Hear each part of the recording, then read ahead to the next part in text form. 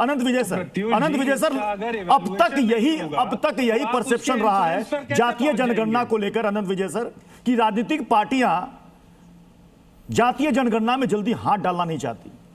उनके लिए स्थिति ऐसी है कि आगे जाएं कि पीछे जाएं कि बीच में रहें, तय नहीं कर पाती हैं। अब जब इतने दिनों के बाद यह फैसला लेकर आगे बढ़ने की कोशिश की जा रही है, तो क्या इसमें भी इफ एंड बट होना चाहिए? मुझे लगता नहीं है कि इसमें किसी इफ एंड बट की गुंजाइश है। जो फॉर्म आज केंद्र सरकार ने या जनसंख्या आयोग ने जारी किया वो अपने आप में स्पष्ट है। उसमें जाति और उपजाति दोनों का कॉलम भरना पड़ेगा, और मुझे लगता है कि किसी भी डेवलपमेंटल इकोनॉमी के लिए ये बहुत अच्छी बात है कि विकास के लिए इस प्रकार के आंकड़े अगर आपके पास हों, तो मुझे लगता है कि सामाजिक न्याय के नारे से आगे बढ़ के वो जमीन पर उतारने में ये आंकड़े आपकी मदद कर सकते हैं।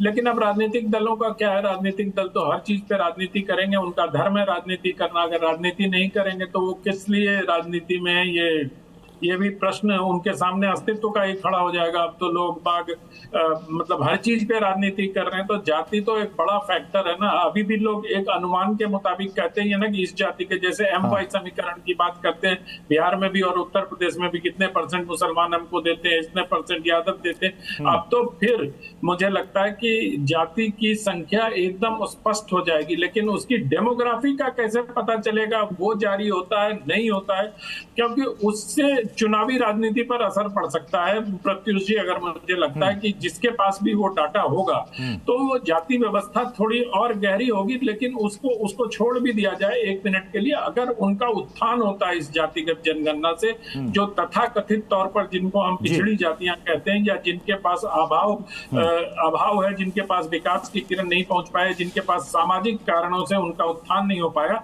अगर उनके बारे में पता चल जाएगा कि वो जाति समूह किस भौगोलिक क्षेत्र में है, तो मुझे लगता है कि ये एक अच्छी चीज है और सब राजनीतिक दलों को स्वागत करना चाहिए। कांग्रेस पार्टी और तमाम राजनीतिक दल तो ये कर ही रहे थे। नीतीश कुमार के सरकार में जातिगत सर्वे बिहार में हुआ ही था, उसको जनगणना ना भी कहें, लेकिन उससे एक अनुमान तो होता ही है ना कि किस प्रकार से आपको काम करना। और आप जैसे अपने स्क्रीन पर लगातार दिखा ही रहे हैं कि किन किन चीजों में फायदा होगा, उसको दोहराने का कोई अर्थ नहीं है, क्योंकि दर्शक आपके देख ही रहे हैं। छात्रों को भी फायदा होगा और गरीब तबके के उन लोगों को भी फायदा होगा। और हाँ, थोड़ा सा जो सामाजिक न्याय के झंडा बरदार नेतागिरी करने वाली दल है या जो नेता है, उनको थोड़ी मतलब परेशानी हो सकती है इन आंकड़ों के आने के बाद।